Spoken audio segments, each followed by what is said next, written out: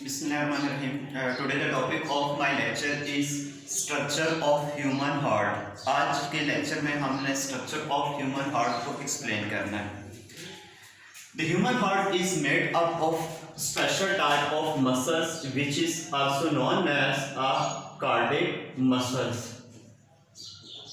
Human muscle is made up of special type of muscle which is known as cardiac muscles and it is a pumping organ which pump blood to all part of the body. यानी कि human heart क्या है? It is a component of circulatory system. Circulatory system are those which transport body fluid to different part of the cells and tissues. कि body fluid को body के different cell और tissues तक क्या करती हैं? Transport करती हैं. Circulatory system की 3 components हैं: heart, blood vessel and blood. So आज के लेक्चर में हमने ह्यूमन हार्ट को एक्सप्लेन करना है. Human heart is a 4 chambered heart की जो है वो 4 चैम्बर्ड है. 4 chambered heart.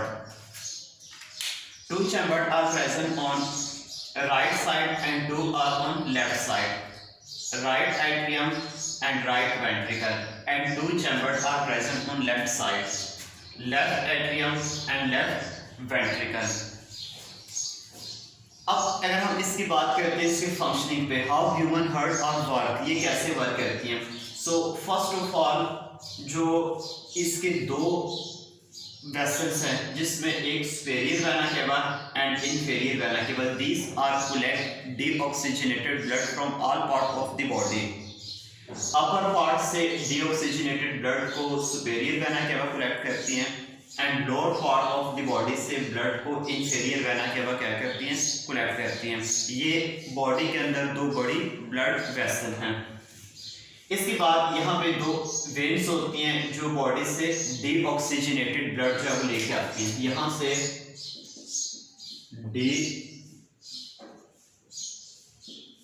Deoxygenated blood heart में आएगा. डीऑक्सीजनेटेड ब्लड में जिसमें कार्बन डाइऑक्साइड की कंसेंट्रेशन ज़्यादा होती है और ऑक्सीजन की लेस होती है. तो डीऑक्सीजनेटेड ब्लड सबसे पहले enter in right atrium. Right atrium से एंटर होगा किसमें? राइट वेंट्रिकल में. अब यहाँ पे राइट एट्रियम और राइट वेंट्रिकल के बिटवीन एक वॉल होती है जिसको हम कहते हैं tricuspid wall.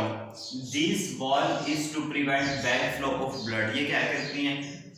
Back flow of blood को जो है वो रोकती हैं राइट वेंट्रिकल से राइट एट्रियम की तरफ. उसके बाद राइट वेंट्रिकल जब कॉन्ट्रैक्ट होती हैं तो ये ब्लड पल्मोनरी वेन्स के थ्रू लंग्स की तरफ जो है वो ट्रांसपोर्ट करती है. यहाँ से पल्मोनरी वेन्स ब्लड लेके जाएगी कहाँ पे? लंग्स में. कौन सा blood? Deoxygenated blood. Deoxygenated blood जब लंग्स में जाता है तो वहाँ पे बेसिकली गैसेस एक्सचेंज होती हैं.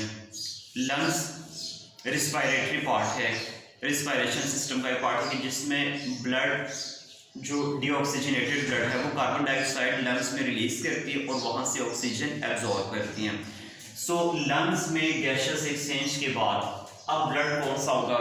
ऑक्सीजनेटेड. यानी कि लंग्स में deoxygenated blood is converted into oxygenated blood. So यहाँ से अब लंग्स में ब्लड कन्वर्ट हुआ किसमें? ऑक्सीजनेटेड ब्लड में. ये ऑक्सीजनेटेड ब्लड पल्मोनरी आर्टरी वापस इसको हार्ट की तरफ लेके आएगी. Pulmonary vein deoxygenated blood lungs की तरफ लेके जा रही है और पल्मोनरी आर्टरी ऑक्सीजनेटेड ब्लड को वापस हार्ट की तरफ लेके आ रही है.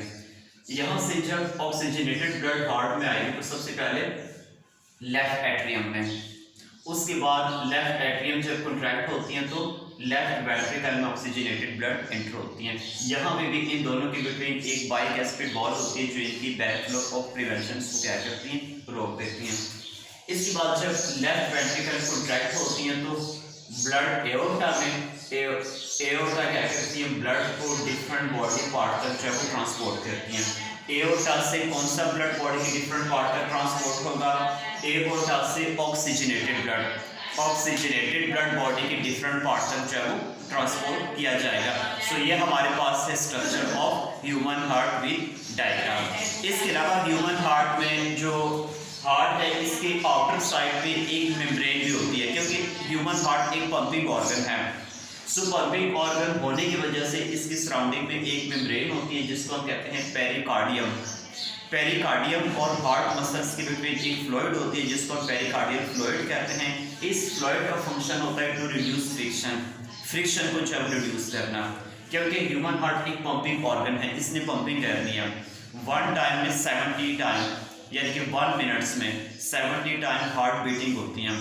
सो हार्ट बीटिंग के दौरान फ्रिक्शन को रिड्यूस करने के लिए इसके बाहर जो मेम्ब्रेन होती है पेरिकार्डियम और ह्यूमन हार्ट मसल्स के बीच एक फ्लूइड होती है पेरिकार्डियल फ्लूइड, जो क्या करती है फ्रिक्शन को जो है वो रिड्यूस करती हैं। सो ये हमारा टॉपिक था स्ट्रक्चर ऑफ ह्यूमन हार्ट।